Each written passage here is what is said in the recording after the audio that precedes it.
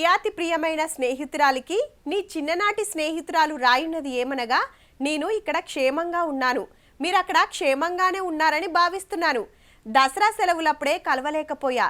ఈ సంక్రాంతి సెలవులకు నేను మీ ఊరికి వస్తున్నాను, తప్పకుండా కలుస్తావని ఆశిస్తున్నాను. ఇట్లా రాసేది ఉత్తరాలు, కానీ ఇప్పుడు ఎట్లున్నదో చూస్తూనే ఉంటిమి. అయితే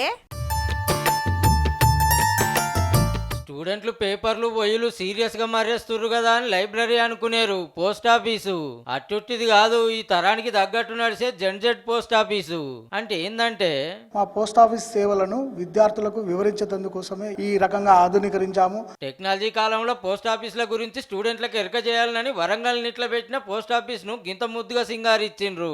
గోడల నిండా ఎటు చూసినా పోస్టల్ స్టాంపులే. పండ్లు, స్వీట్లు, జాతీయ నాయకులు, పండుగలు, పబ్బాలతో పాటు కళలు, కళారూపాల పేరు మీద విడుదల చేసిన స్టాంపులే ఇవన్నీ. ఇక ఇడుచుడు ఉత్తరం రాసి పోస్టు డబ్బాలేస్తే అది పోస్ట్ ఆఫీస్ కు తెచ్చిండ్రు. ఆడికెళ్ళి బస్సుకో, రైలుకో, పడవలనో, విమానంలో అది పోవాల్సిన ఊర్లో ఉండే పోస్ట్ ఆఫీస్ కు పోతుంది. ఆడికెళ్ళి పోస్ట్ మ్యాన్ తీసుకుపోయి ఇస్తాడు. ఉత్తరం చేసే ప్రయాణం మొత్తం చూపించిండ్రు. నార్మల్ గా ఉండే పోస్ట్ ఆఫీస్ లో వెయిట్ చేయాల్సి వస్తుంది ప్యాకేజ్ కోసం, దేనికోసమైనా. ఇప్పుడు ఇక్కడైతే మా పనులు మేము చేసుకోవచ్చు, ప్లస్ పోస్ట్ కోసం కూడా వెయిట్ చేసుకోవచ్చు. యాక్చువల్గా ఈ స్టాంప్స్ ఎప్పుడు చూడలే. చాలా మందికి పోస్ట్ ఆఫీస్లో ఎన్ని స్టాంప్స్ ఉంటాయి అది ఇదని తెలుస్తుంది. ఎంత టెక్నాలజీ పెరిగినా ఓ ఉత్తరం రాస్తే వచ్చే కిక్కే వేరు అంటున్నారు ఇప్పటి పిల్లలు సుత.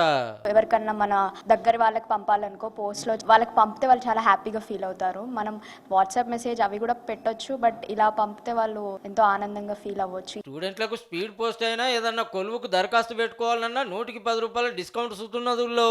చెప్పునే కడమ యూనివర్సిటీలు నిట్లల్ల సుత గీకమత్ చేస్తారట. అడ్రస్ లేకుండా పోతున్న ఉత్తరాలకు కొత్త పత్తా చూపెడుతుర్రు అన్నట్టు.